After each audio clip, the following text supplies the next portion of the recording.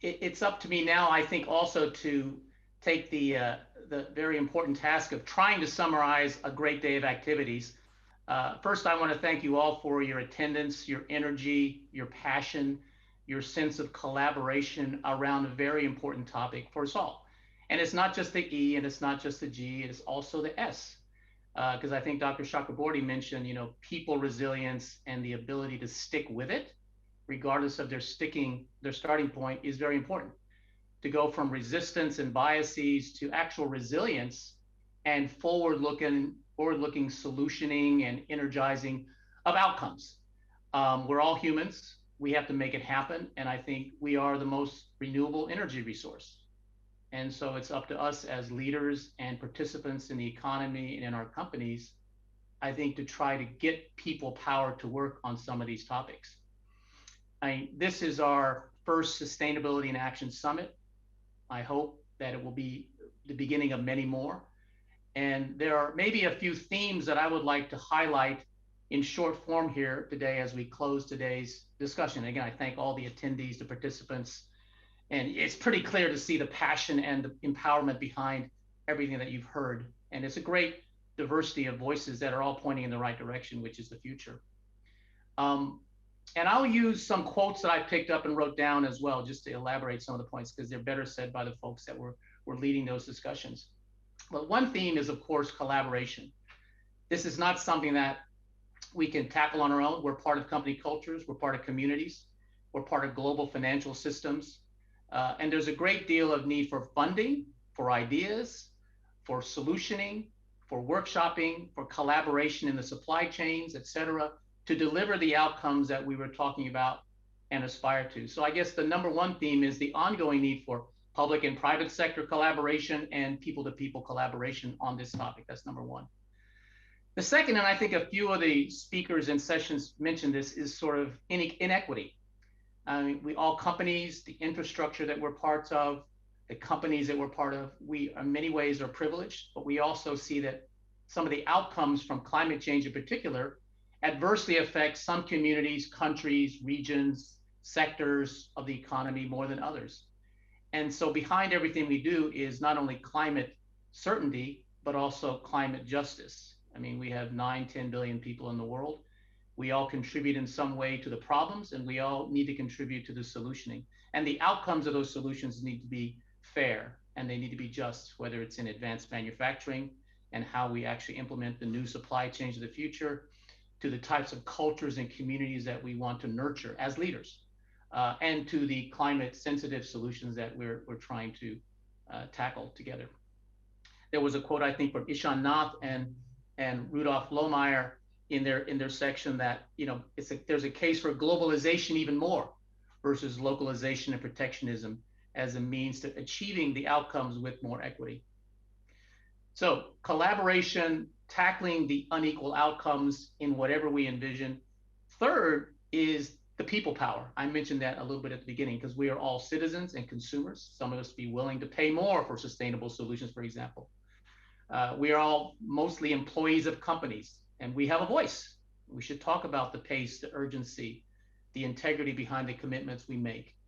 And we are also customers, as I said. So we actually have a say, and as voters also in sort of the outcomes and the people that are going to lead us to the future. Now here, there were a few quotes that I'd like to also mention here. The power of the people. I mean, Richard Forrest from our side talked about the power of the consumer in terms of the use of plastic in consumer goods and making it happen from the bottoms up, so to speak. Kristen Seaman from General Motors said this morning, without our passionate employees, we would not have the means or the confidence to expand these and our sustainability ambitions. Alex Jennings from DS Smith said, it is easier to recruit and retain staff when you have a strong environmental agenda. And even from our side, I lead a company that is all people assets. The sense of purpose, the sense of being a difference in your communities and the client work you do and choose to work on, and making sure that we are providing a great and just social agenda for our employees and the people that we touch, as well as the environmental impacts that we can influence in our day-to-day work and also in our lives. And of course, there's a number of surveys that support the people agenda piece. So I think the collaboration in the inequity point as well as the people power point is critical. That leads to the fourth point, which is I would call transparency. We need to hold ourselves accountable and visible to these commitments. These need to be real. They are science-based on the climate side, and they can be statistics and belongings-based on the culture side. And from a governance perspective, they need to come together, dealing with some of the issues and macro themes that I mentioned at the beginning. So as Angela Holtberg from our side said earlier today, the path to greenwashing is paved with good intentions. So we need to move from intentions to outcomes. We need to move to activate the purpose, not just have mission statements and 2030, 2050 targets, which are distant. And we work with a lot of clients on how to translate that into action. It's not easy.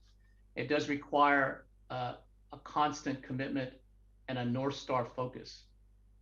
And finally, the theme that Dr. Chakrabarty mentioned at the end is sort of behavioral change. We are all citizens of the planet Earth on this voyage together. We are citizens of companies and communities, and we can enact change. But sustainability is a vector. It needs to have both force and it has to have direction. And seeing the problem is not enough. Diagnosing it is not enough. It's empowering the middle of our organizations, the middle of the bell curve. The folks that Dr. Chakrabarty mentioned are sort of on a risk bias frontier that is not moving forward. So a key piece of this is in the ways that we can role model individually and in our companies, and in the actions and initiatives that we can fund, cross-border, cross-company, et cetera, that will give the momentum behind behavioral change, give people the reason to believe that this is going to happen and this is real. So again, it's an imperative of our day, sustainability, and I'm really excited to join forces with all of you on this call and beyond it to take this forward. Again, this is the beginning of a conversation. It's great to get people of like minds and spirit to get together in this sort of half day, and I appreciate your time. We'll be in touch. Please send questions to us and our organizers to me directly as well. We'd like to keep the dialogue going and the mission going forward. So thank you again for your time today, however much time you had spent today with us, and look forward to connecting in other forums and other venues in the future. So on behalf of my colleagues at Kearney and all the great presenters, attendees, and forum session planners, thank you again. Bye for now.